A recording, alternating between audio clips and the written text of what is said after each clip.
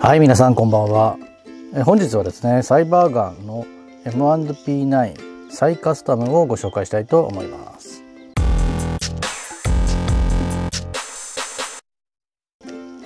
はい、この銃はですね、私のではなくいつもお借りしているワトさんの銃になります。いつもありがとうございます。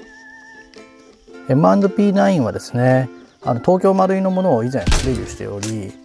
私的にはですね、大好きな銃の一つです。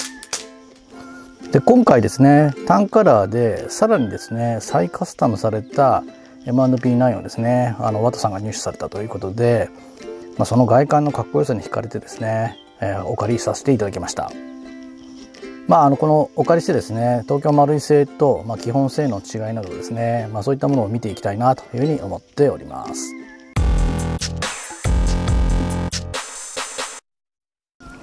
はい、手にした印象ですけれども、スミス&ウェストンやサイの刻印ですね、あと色合いなど見た目がですね、やはり非常にかっこいいなというのが印象的です。特にですね、スライドとフレームの色合い、お分かりいただくと思いますけれども、こちらの違いもですね、非常に印象的でした。あと刻印類がしっかり入っていて、あとサイ独特のですね、肉抜きされるスライド、こちらも印象的です。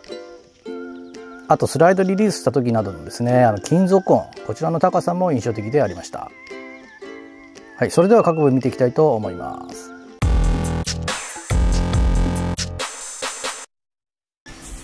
はい、まずマズルですけれども、こちら 9mm 弾を発射するマズルになっております。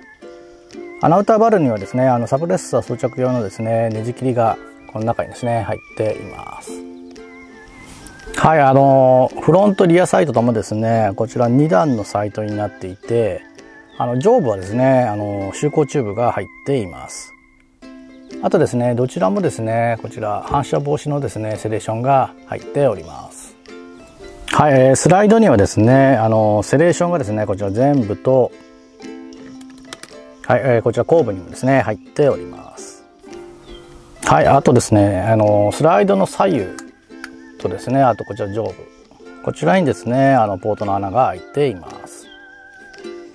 はい、左側の刻印はですね、このセリエントアームズインターナショナルとですね、スミス&ウェストンのですね、ロゴがですね、こちらですね、刻印されております。はい、フレーム下部にはですね、20mm のレールがあります。はい、テイクダウンレバーはですね、左側のみです。こちらはですね、スチール製ですね。はい。はい、スライドストップですね、こちら。これは左右にあるアンビタイプになります。こちらもですね、はい、スチール製になります。はい、グリップはですね、こちら丸みを帯びていて、M&P9 の特徴でとても細くて握りやすいです。このパームスウェルグリップ、こちらはですね、ゴム製で非常に手によくなじむと思います。あとこちらはですね、S、M、L の3種類ありまして、現在は S サイズを装着しています。はい、こちらが東京マルイ製ですけれども、ほとんど一緒な感じですね。ただ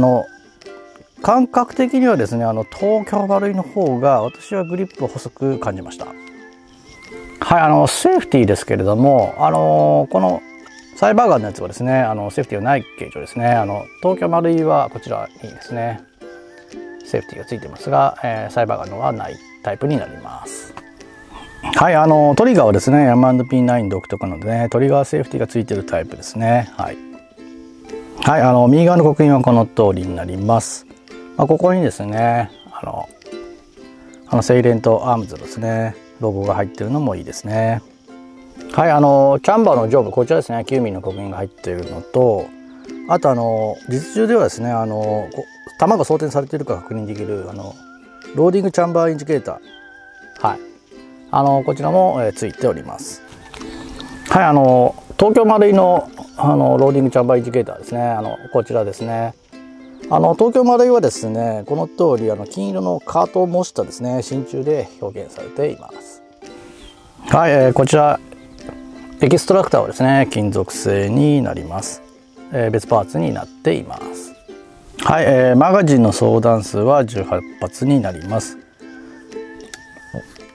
じゃあマガジンバンパーにですね、ちょっとちっちゃいですけど、スミス&ウェッソンの文字とですね、あとロゴが入っています。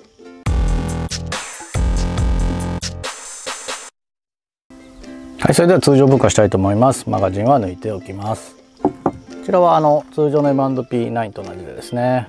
コッキングして、こちらにですねスライドを合わせていただいて、テークダウンレバーを下に下ろすと、この通りスライドとフレームが分解できます。はい、こちらがリコイルスプリング一式ですね。で、アウターバレルとインナーバレル一式になります。リコイルスプリングは非常に軽量ですね。こちら、はい、ガイド自体はですね、多分アルミだと思いますね。はい、スプリング自体はスチールになります。はい、こちらアウターバレルですけども、こちらも金属製になります。はい、こちら上部にですね、こちら、サイの刻印とですね、あと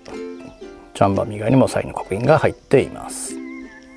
はい、こちらスライドになります。スライド自身もですね、こちら金属製になります。こちらですね、シリンダー周り、これがですね、東京マルイのグロック18とほぼほぼ一緒のような感じがしますね。これがグロック18です。はい、上が東京マルイのグロック18、下が今回のサイバーガンの M&P9 ですけれども、まあほとんど一緒と言ってもいいかもしれないですね。はい。なのでここにですね、このセレクターをこうやって動くんですね。こちらに動かすと、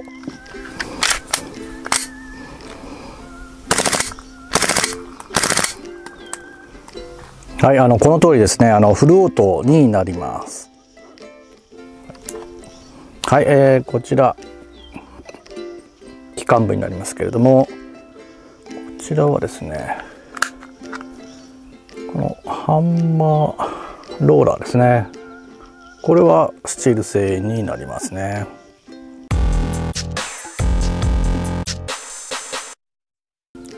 はい、全体の感想になりますけれども、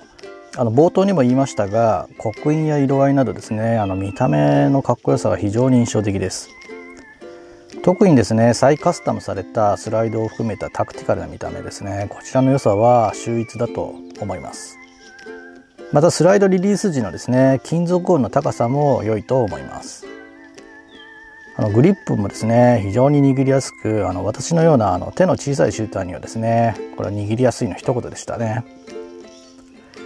ただBB 弾のですね、実写性能はですね、マガジンの冷えの良さを特に感じました。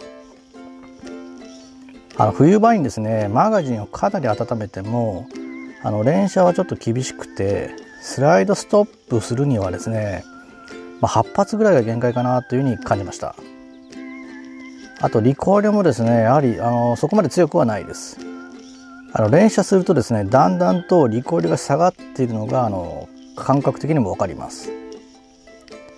試しにですね、東京マルイのグロック 18C のリコイルスプリングに変更して実写してみましたが、この後実写動画でもちょっと比較してますけれども、あまり大きな変化はなかったんですね。先ほどお見せした通りですね、シリンダーがですね、東京マルイのグロック 18C とほぼ同じなので、エンジンとしてはですね、少し前のものなので、このメタルスライドを動かすには少し厳しいのかもしれません。もしかしたらですね、まだ鳴らしが足りないというのもあるかもしれません。はい、冬場の実写はちょっと厳しかったですけれども、この見た目の良さやですね、金属音の高さなどですね、そういった意味ではですね、所有欲は満たしてくれると思います。特にですね、再カスタムがお好きな方にはですね、おすすめだと思います。一度手に取ってみてはいかがでしょうか。はい、それではこの後実写シーンもお送りしますので、よろしければご覧ください。